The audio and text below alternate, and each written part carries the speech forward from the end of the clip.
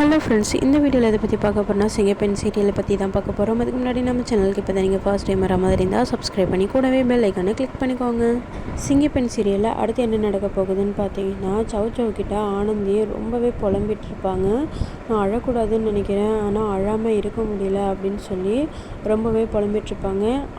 ஆனந்தி வந்து அழறதை பார்த்து அன்போட ஃப்ரெண்டு இன்றைக்கி என்ன ஆனாலும் ஆனந்திக்கிட்ட அன்பு தான் அழகுன்ற உண்மையை சொல்லிடணும் அப்படின்னு வந்துட்டுருப்பாங்க.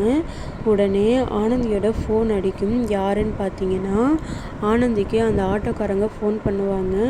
அன்பு தான் அழகுனா அந்த ஆட்டோவில் உட்காந்துருப்பாங்க. அது வந்துட்டு அன்பு வந்து அழகுன்ற உண்மையை ஆட்டோக்காரங்க ஆனந்திக்கிட்ட சொல்ல போகிறாங்கன்னு அன்புக்கு தெரியாமல் தான் அந்த ஆட்டோவில் உட்காந்துருப்பாங்க. ஆனந்திக்கு ஃபோன் பண்ணும்போது ஆனந்தியோட ஃபோன் அடிக்கும்போது கருணாகரன் குறுக்க வந்துடுவாங்க. குறுக்க வந்து அந்த ஃபோனை எடுக்கக்கூடாது அப்படின்னு சொல்லி பயங்கரமாக திட்டுவாங்க. ஃபோன் வரும்போது ஆனந்தியால் பேசவே முடியாது.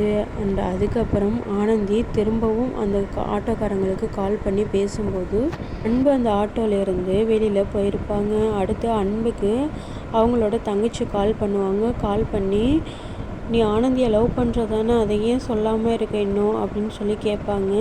அப்படிலாம் இல்லை, உனக்கு யார் சொன்னது, ஏன் இப்படிலாம் சொல்கிற அப்படின்னு சொல்லி யாழினி அன்புக்கிட்ட கேட்கும்போது, லவ் பண்ணாமல் தான் ஆனந்தி தூங்கின பில்லோ கவரை பங்களாதேஷ் எடுத்துகிட்டு போறியா அப்படின்னு கேட்கும்போது, வீட்டுக்கு வந்து நான் எல்லாத்தையும் சொல்கிறேன், ஃபோனில் எதுவும் வேண்டாம் அப்படின்னு சொல்லி நேரில் வந்து சொல்கிறேன்னு சொல்லி ஃபோனை கட் பண்ணிடுவாங்க. ஆனந்திக்கு இன்னும் கொஞ்சம் நாளைக்கு அன்பு தான் அழகுன்ற உண்மை தெரியவே வராது. பங்களாதேஷும் போக மாட்டாங்க அன்பு. அண்ட் இதை பற்றி உங்களோட கருத்துக்கள் என்ன?